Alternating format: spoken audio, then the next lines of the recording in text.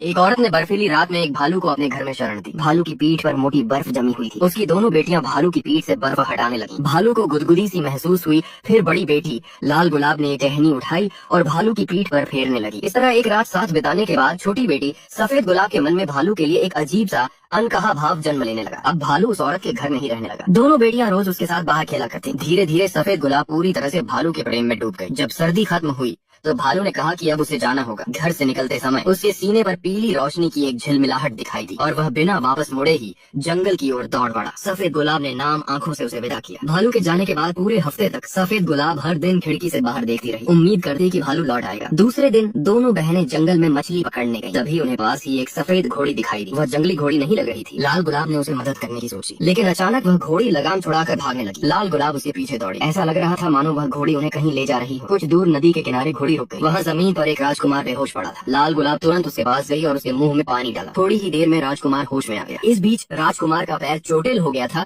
तो उसने पैर में पट्टी बांधी। कुछ ही देर में सफेद गुलाब भी वहाँ पहुँच गए। राजकुमार ने कहा कि उसे तुरंत घर लौटना होगा, लेकिन वह उनकी मदद कभी नहीं भूलेगा। उसी समय उन्होंने देखा कि एक बड़ा चील एक छोटे बौने को पकड़ने की कोशिश कर रहा है। तभी दोनों बहनों ने बौने के पैरों को पकड़ लिया, लेकिन चील उन्हें भी लेकर ऊपर उठने लगा। तीनों को साथ खींचते हुए वह घाटी की ओर उड़ चला। बहनों की चीखें सुनकर वही राजकुमार सफेद घोड़ी पर सवार होकर पीछे आया और ठीक समय पर उसने तीर चलाकर चील को घायल कर दिया।